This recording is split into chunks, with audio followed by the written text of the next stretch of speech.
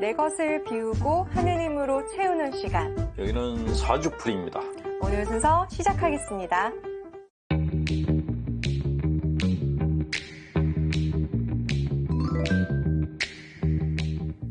네, 여러분이 보내주신 사연을 풀어보는 상담, 그 세 번째 시간입니다. 자, 오늘도 우리 처방이들이 대기하고 있죠, 신부님? 네. 네, 빨강이가 화난 얼굴, 좀 심각한 단계 치료가 필요합니다. 그리고 초록이, 우는 아이가 노력이 필요한 단계, 노력하세요. 그리고 노랑이가 웃는 아이죠? 괜찮습니다.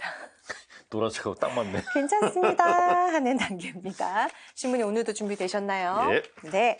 자, 첫 번째 사연입니다. 수도원에 들어가려고 준비 중입니다. 그동안 직장 생활을 해왔지만 마음의 상처를 너무 많이 받아 세속을 떠나 살고 싶습니다. 수도원에 들어가 오로지 주님만 바라보며 살고자 합니다. 사람들과 부딪힐 일 없이 오로지 기도만 할 수 있는 수도원을 알려주실 수 있을까요? 라는 상담입니다. 이런 데가 있어요? 가끔 이런 얘기를 듣죠. 네. 세상을 떠나서, 사회를 떠나서 수도원에 가서 조용히 살고 싶다. 그러면은 수도원은 조용한가요? 예, 우리 수녀님이나 수사님들께서 얘기 들으면은 뭐 좀 불쾌하실지 모르겠지만은 저는 이제 많은 수도원을 가서 강의도 하고 상담도 하고 그러거든요. 네. 좀 정직하게 말하면은 수도원도 사람 사는 곳이에요. 다 똑같습니다. 똑같죠. 예, 단지 수도원은 배려를 해주려고 노력하는 곳이고 바깥 사회에서는 뭐 너는 너 나는 나 이렇게 그렇죠. 그냥 그런 곳이라는 그 차이일 뿐이지 사람 사는 곳은 똑같고 그리고 뭐 수도원에 들어가면 다 뭐 날개 달린 천사들만 사는 건 아니거든요. 수도자들 중에도 뭐 별의별 그 성격 가진 사람들이 많기 때문에 형제님께서 나는 수도원에 들어가면 아무 상처도 받지 않고 스트레스도 안 받고 그냥 조용히 주님만 바라보고 살 것이다 라는 그런 기대감은 비현실적이다. 그럴 순 라는 없다. 것부터, 예, 그렇죠. 그런 것도 말씀드리고 싶고. 네, 그럼 이분은 어느 단계이신 거예요, 지금? 예, 일단은 이렇게. 노력이 필요합니다. 울고 있는 그 신경증이라는 생각이, 신경증 단계라는 생각이 들었는데, 일단 그런 생각이 들은 이유 중에 하나가, 세속을 떠나서 살고 싶다 그랬어요. 세속이 뭘까요? 세속이라는 말을 쓰는 분들이 되게 신경 과민인 분들이 많아요. 그러니까 세상을 성스러운 곳과 세속적인 곳으로 나누는 거예요. 근데 그렇게 세상을 보는 분들이 자기 자신에 대해도 이분법적으로 대하는 분들이 많았어요. 그러니까 나는 깨끗하다고 보는 거예요. 밝은 부분과 어두운 부분이 있는데 사실 심리학자 융은 그런 얘기를 했어요. 인간의 마음 안에는 누구나 다 어둠이 있고 그림자가 있고 그 그림자가 그 사람의 일부다. 그 사람의 것으로 수용을 해야 된다라고 하는데 세속이라는 단어를 쓰는 분들은 내 안에 있는 어두운 부분들을 전부 이거는 마귀가 나한테 준 거지 내 거가 아니다. 내 탓이 마귀한테 아니다. 책임전가를 하는 거예요. 네네. 그러니까 그런 유의 신앙생활 하는 분들이 주로 많이 쓰는 게 세속이라는 단어를 쓰는데 이 세속이라는 단어를 너무 많이 쓰게 되면은 분열증이 생길 가능성이 있어요. 그러니까 예를 들어서 내 신체 부위를 보면서 어디가 성스럽고 어디가 세속적이죠? 내 신체 부위 중에서. 신체에서요? 네. 어디가 눈, 코, 입, 귀 뭐 다 해가지고 발, 손 중에서. 따질 수가 있나요? 안 따지죠. 네네. 마음도 똑같아요.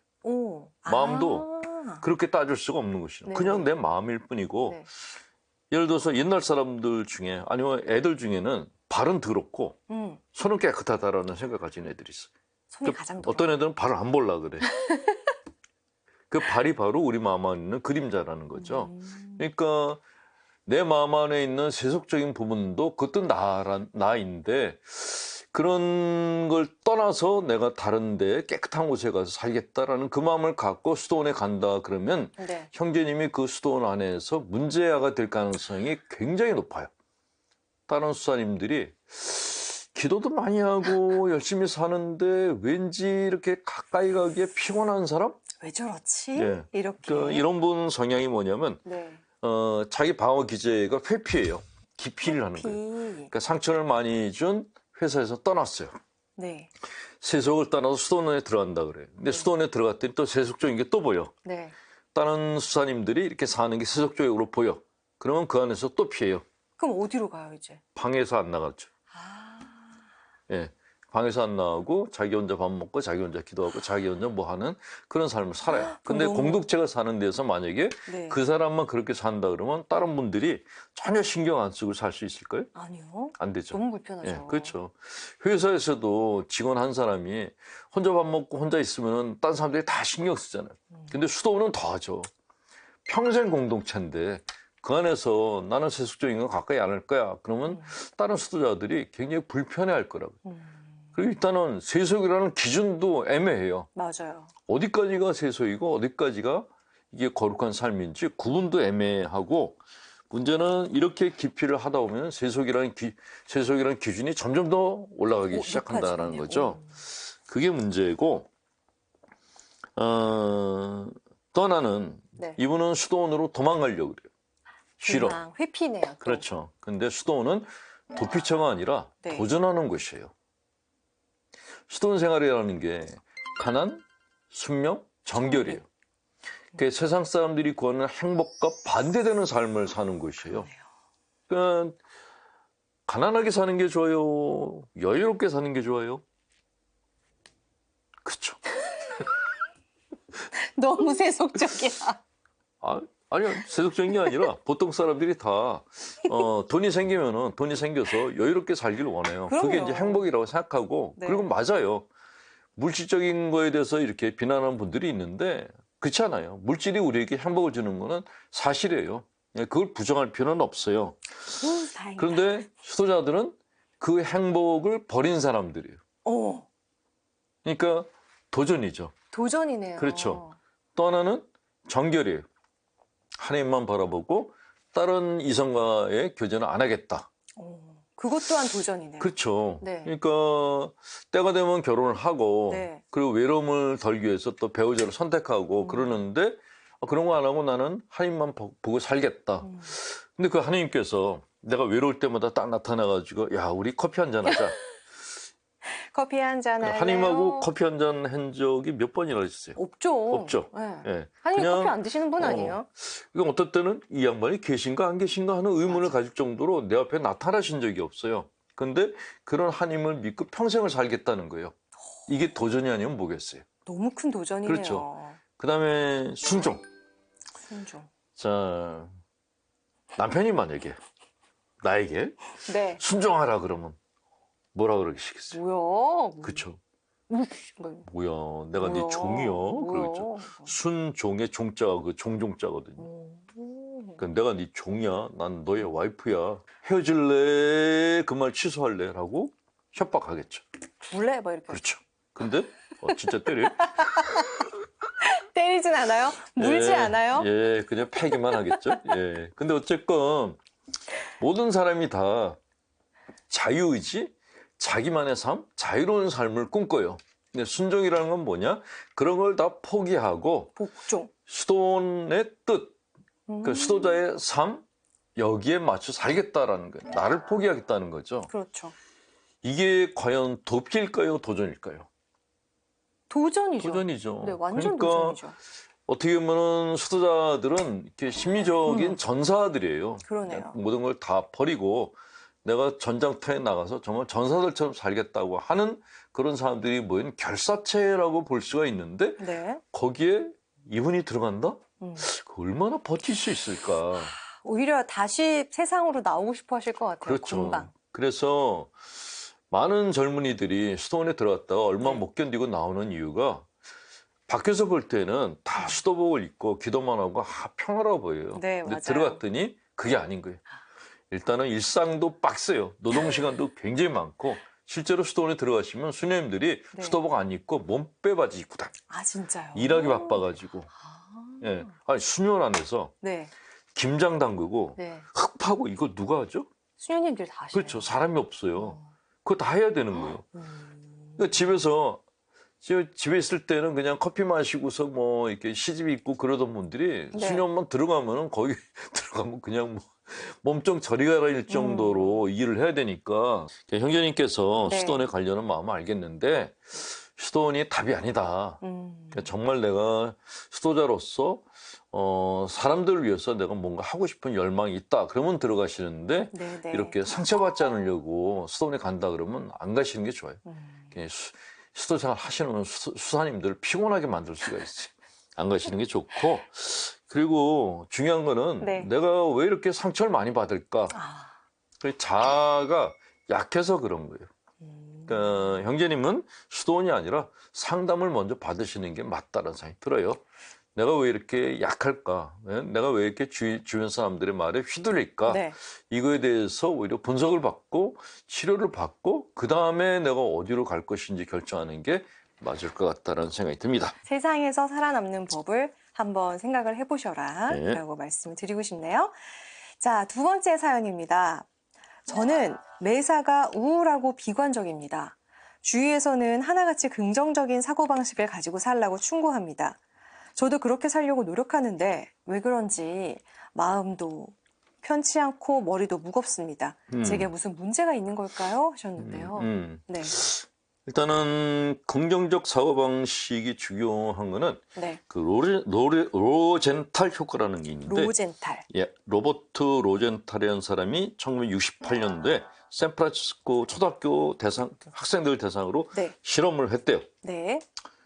애들이 선생님의 표정을 보고 읽을 수가 있는가? 오, 있죠? 네, 있다는 거. 응. 그러니까 선생님의 얼굴이 긍정적인 표정일 때는 애들이 그걸 알고 학업 성적이 올라간대요. 근데 선생님 얼굴이 부정적이면 애들이 그걸 알고 학업 성적이 떨어진대요. 네네. 그러니까 묘한 지금은 이게 뭐 당연한 얘기인데 1968년도에 이런 이야기는 정말 센세이셔널한 그런 효과를 일으켰죠. 네. 그래서 그때부터 이제 긍정 심리학이라는 것이 이제 교육계 안에서도 이제 퍼지기 시작했는데 문제는 네.